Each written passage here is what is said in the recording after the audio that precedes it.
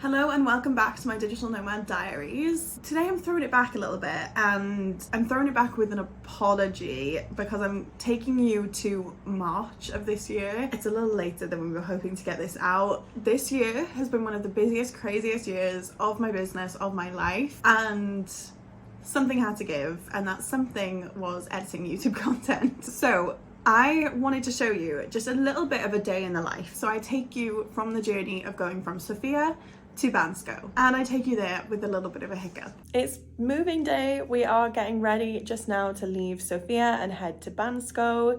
After a month to the day in Sofia, we've explored everywhere we can sort of find. We walked down every bloody street in Sofia, and although there's still lots of incredible restaurants and things we haven't done, it's time to move on. We only have a plan to be here for 1 month and to move to Bansko to catch the tail end of ski season. So come with me. We're still in Sofia right now. I'm just going to finish off packing up some stuff, and I'm going to take you through what it's like to swap locations and deal with all of that sort of stuff as a digital nomad. Whenever we're staying in an Airbnb, I always strip the beds and just tidy up so that the cleaning process for the owner isn't as bad. And we have to get rid of a bunch of rubbish. The bins are down on the main street, so we've got to get rid of everything. Make sure we just clean up any last bits and pieces. Don't mind the bottle of wine. I definitely polished that off before we left. Okay, so we're getting closer to heading off, and we've just had to go and get out a bunch of cash because a pretty common thing here is if you're paying for accommodation through a private rental, not through like a hotel or Airbnb or whatever, you pay cash. So this is 800 leather, which is about 300 and something pounds, out in cash, ready to go in our kind of travel binder for the next stint. Our bag just completely busted. I'm trying to use a hair clip to hold it together until we find something a little bit more lasting. We are on the bus, waiting to go. We've apparently got 1 minute left, which would mean that it's a really empty bus, which would be nice. Fingers crossed. Driving through rural Bulgaria was definitely an experience. The second we left Sofia, everything changed, and it was really different even to buses that we did later on in our travels in other places in the Balkans like Albania and Macedonia, which are right next door to Bulgaria. So I was surprised. You can already start to see these amazing snow-capped mountains, and our view from our room was insane. We saw the exact ski slopes that we were going to be on every single morning. Okay, so you can see that this was a little bit of a mess of a day.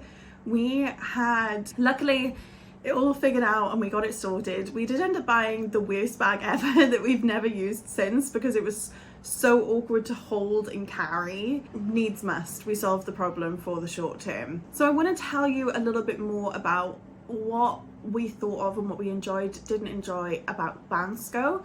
Like I said, we've already talked about Sofia a fair bit, and I have vlogs that you can go and watch from Sofia that I will pop on the screen for you. But in terms of Bansko, what did we like, what didn't we like? And you can tell by my face that we had a bit of a mixed relationship with Bansko. Firstly, the place was beautiful. We did have lots of fun in terms of getting to do fun experiences. We went skiing for the first time, but Bansko itself was a lot more touristy than I was expecting. I had heard about Bansko as being this like digital nomad haven, right? I don't know what I was expecting, but I was not expecting there to be like a strip of bars and restaurants, nightclubs, and like it be this party vibe. So personally, when I'm traveling, I don't love the like majorly touristy areas. Like it was also very geared towards like going out and clubbing and drinking, and myself and Josh don't really drink very much, so it just wasn't for us. The old town was beautiful, and then plus you got the experience of getting to go skiing for the first time. So I do have really fond memories, and unfortunately I wasn't hugely vlogging, so what I'm going to do is pop on the screen a couple of clips that I took, and you can kind of see a little bit of some of what we were doing in Bansko.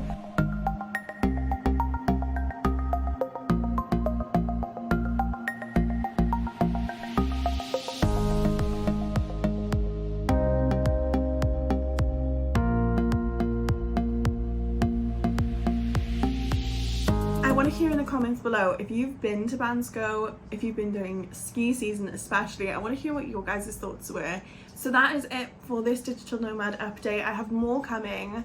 Since this trip we've been all over the Balkans. We've been to Albania, back to Bulgaria, Macedonia, and really explored. So some little snippets of that will be coming up soon. But until then, thanks for watching.